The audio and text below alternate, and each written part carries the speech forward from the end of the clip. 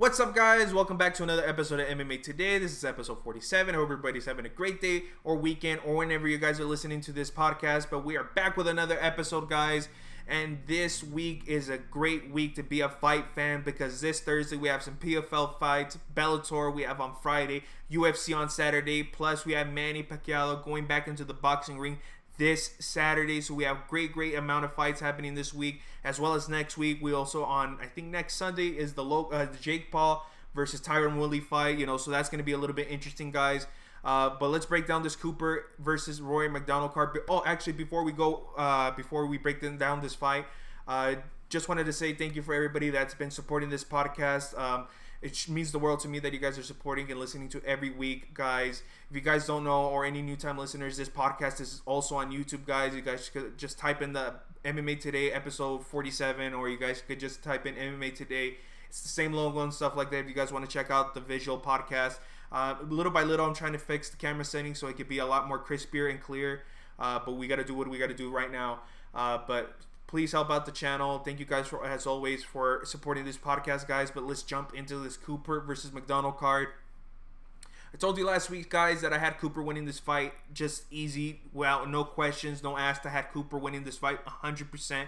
And he did. He won this fight very comfortably against a very tough fighter in Rory McDonald, who has fought in the top of the top, the elite of the elite, that's fought in Robbie Lawler like 2 or 3 times on crazy battles, has became the Bellator championship of the world, the champion. So Rory McDonald is no joke, and Cooper III made this fight look really easy. And I was really surprised, Rory McDonald went in the first round and trying to go for the takedowns and stuff like that, and I really thought it was really weird because that's Cooper's bread and butter. But Rory McDonald decided to go for the takedown. Didn't end up well. Almost got submitted in the first round. I actually believe that Cooper could have gotten the submission if it lasted a couple of more seconds, maybe at least 10, 12 more seconds. I feel like Cooper could have, sleeped Rory McDonald because it was really tight and it was really close. I think it was just a really good fight for Cooper. To be honest, I think Cooper will win this welterweight division, or the finale to be the champion again, just because Magomedov or Magomedov, he had a decent fight with Sai, or I think that's how you pronounce his name, but nothing too impressive. He really got gassed out later in the rounds, and Cooper does not get gassed out. He has a very good tank engine, and he could last more and more. So I really do think that Cooper will win this welterweight division. But overall, the fights were pretty decent in the PFL. There were some great fights earlier on. I can't remember exactly which fight it was, but there were some pretty good fights in the beginning of the PFL. Crazy leg kicks, and there was a leg kick TKO, and there were some great fights. As well as Friday, I really didn't put a lot of attention, but Mousasi did defend his belt against Salter. Hopefully I'm pronouncing his name, or John. I told you guys I thought Mousasi was gonna win this fight as well, just because Gegard Mousasi has a lot more experience. He has he already has more than 50 fights overall. So I really knew that he had a little bit more experience. There's nothing wrong with John Salter. Hopefully I'm pronouncing his name right. He just didn't have the necessary tools to beat Gegard Mousasi. There was maybe a moment or two that might have frightened Gegard Mousasi, but overall Gegard Mousasi came calm, relaxed, went in there and did his job, to defend his middleweight title, but overall, I don't think anybody's going to defeat Gegard Mousasi. He's been a champion for quite some time, and I just feel that he's really comfortable in that weight division. I really don't think anybody could beat him at the moment. Maybe a couple of years, maybe another 2 years, maybe, I feel. Then someone could come up and beat Gegard Mousasi, but overall, the cards were decent. There was nothing super crazy. I really didn't pay attention too much in this Bellator 264 card besides the Gegard Mousasi fight, and that fight was 50-50. But this is how I really appreciate the UFC. There is a little bit more quality there. There's no disrespect to Bellator or PFL. There were some great fights, as I was saying, in PFL. That leg kick TKO, and there were some great TKOs in PFL. So there are great fights. It's just that that UFC has a little bit more of that fresh creme.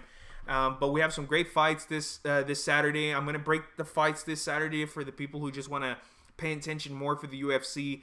We do have Jared Cannonier versus Kelvin Gastelum. This is a really interesting fight. I remember Gastelum is around probably ranked number 9 versus Cannonier. I think he's number 3. It's going to be a really interesting fight. This is a great opportunity for Kelvin Gastelum to jump in the rankings and to go fight for Israel Adesanya's belt for the middleweight title. Just because Jared Cannonier is really in the top there. It's going to be a really interesting fight. It's going to be tough. We know that Cannonier is more of a striker, I feel like, more than a ground guy. I mean, he's overall a decent fighter, striking or taking it to the ground. I apologize, but for that little burp, guys. But I do believe that Jared Cannonier, I don't think he's going to get it done. I do think that Kelvin Gastelum will get the job done. I think his wrestling and his technique will tire out Jared Cannonier. And then, I think he's going to tire him out for 2 rounds. And then Gastelum's going to put on the gas pressure around the 3rd round and finish Jared Cannonier. But there's no disrespect to Jared Cannonier. I love what he's been doing in the middleweight division. How he became all the way from the heavyweight and went down to the middleweight has just been crazy. To see him go down in divisions to get healthier and just become a better athlete as more time has passed. But I do just believe that Kelvin Gastelum has more of that technique and more experience to get the job done against Jared Cannonier. As well as the co-main event, we have Clay Guida doing this still goddamn thing. This man is like, he could be my grandfather at this age, dude. Versus Mark Manson. I think it's going to be a great fight as well. But I do think that I really want Clay Guida to win this fight. I think Mark Manson is going to be more fresh, more energy than Clay Guida. But, Clay Guida, you can never count him out. He is a psycho. He will go and attack right away. And I think Clay Guida could get it done, maybe. In my heart, I want Clay Guida to win. But in my head, I just statistically and everything like that, and just going through my brain and stuff like that, I think Mark Manson has a better shot winning this fight. There's a bigger percentage. But Clay Guida, man. Always been a fan. He's always had great fights, against Diego Sanchez. There's been many great fights with Clay Guida.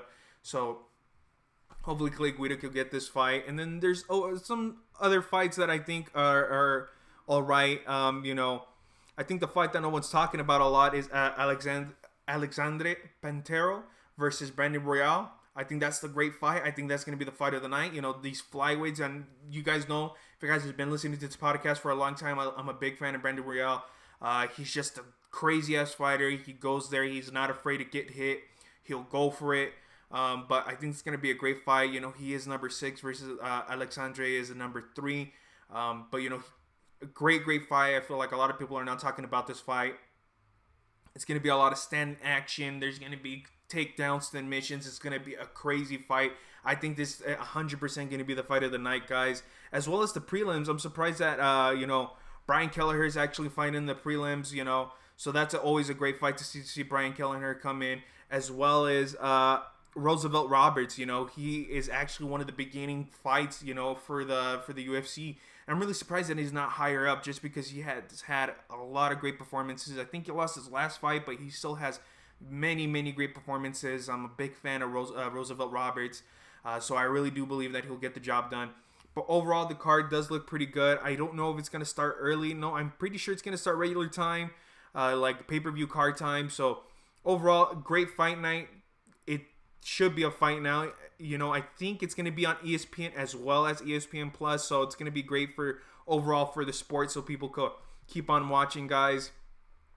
As well as on Thursday, guys. Now we're jumping back. On Thursday, we have the women lightweight. We have Kalea Harrison defending or not defending your belt, but going against Fabian or Fabian.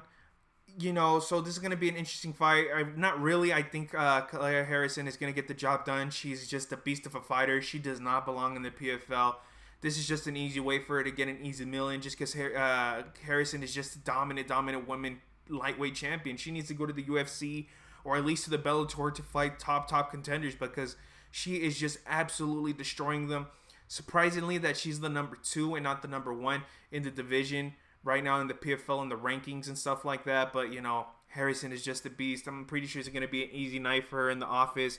And overall, the rest of the fights are decent, And then on Friday, we have Cheick Kongo coming back. I thought this man was retired for the long time, but I guess he's not retired. So Cheick Kongo is coming back to the cage. Shit, dude. He's probably 30-something, maybe 40 probably. He's already up in his 40s. Against Sergey Kirktamov. Hopefully I'm pronouncing his name right. I'm really not too familiar with Sergey. My apologies if I'm butchering his name, but just because of the name and everything like that, I'm just gonna go with Cheick Kongo. I really don't know how to break down this fight really too well. As you guys know, I'm more of a UFC analyst, more of a detailed UFC fan than Bellator and PFL. But overall, fights are fights. I'm super excited for Thursday, Friday, and Saturday, guys. I'm super excited for all these fights. But we do have some fight announcements this week as well. That happened during the week. We did have Kevin Lee did get another fight. He will be fighting Daniel Rodriguez. He stepped in short notice, and he's been stepping up in short notice for quite some time now. So it's going to be I think it's going to be an easier fight for Kevin Lee than his last opponent. But Daniel Rodriguez is no joke. He defeated Mike Perry in pretty ease.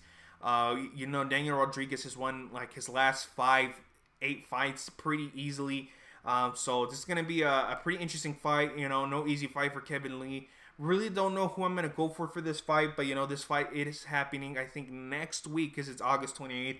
So I'll tell you guys what I think next week, how I'm picturing this fight and stuff like that. It's a really difficult fight.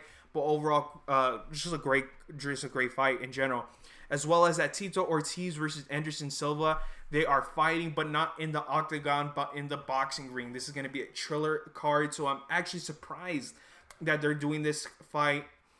Supposedly, Tito Ortiz has lost respect to Anderson Silva just because Tito wanted it at 205 or 200, but Anderson Silva wanted it at 195, and saying that's just a low ball move to make Tito Ortiz to lose weight. I don't see anything wrong.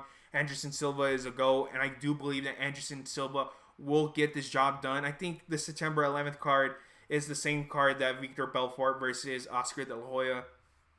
In my opinion, I think the Brazilians are going to get it done. I do believe that Anderson Silva will knock out Tito Ortiz, as well as Victor Belfort will probably knock out Oscar De La Hoya, or pretty much easy win, just because Anderson Silva has fought to the creme and and fought, Chavez Jr., and, he's a legit boxer, and Anderson Silva did beat him pretty confidently. So I'm really confident for Anderson Silva to beat Tito Ortiz, as well as Victor Belfort. He's just a dominant boxing fighter. His boxing skills are very, very, very good, as well as Oscar De La Hoya. He hasn't boxed for a while. He's been more, he just started training again, while Victor Belfort has never stopped training.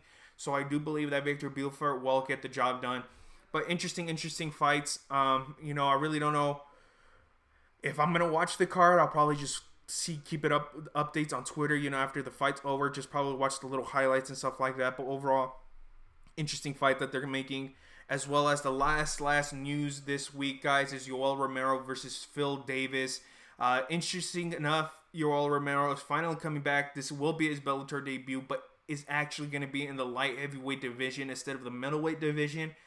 So this is no easy fight for Yoel Romero, even for his age, because I think Romero's already 44, 43, maybe a little bit older. I'm not really sure how old Yoel Romero is, but, Phil Davis is a beast of a striker, as well as a ground game. He's a really well-rounded fighter, and this will test Yoel Romero, how he is doing now, how the time frame has changed, because we haven't seen Yoel Romero fight. I think his last fight was against Israel Adesanya in March, I think, of last year or 2 years ago. So it's been quite some time that Yoel Romero has not gotten into the cage and got into fight time. So I'm really interested to see. I really want Yoel Romero to win this fight just because I'm a big Romero fan. But overall, I think it's going to be a difficult fight for him. Plus, being in the light heavyweight division, I'm so used to him being in the middleweight division. But overall, great fights that are going to be happening, guys. I'm super excited for this week. We have a triple header, you could say, or quadruple header, this week. So overall, great time to be a fight fan, guys. I know this episode might be a little bit shorter than usual and stuff like that, so I do apologize, guys. But this will be my last week of school break, so I start school next week. So just to give you a heads up that maybe next week's episode might be a little bit delayed. It just depends how things turn out, guys. But I will not miss a week. I'll keep posting every week, guys, because I know you guys, there's people that actually listen to this weekly, and I just wanted to thank you guys again for always listening to the podcast, guys.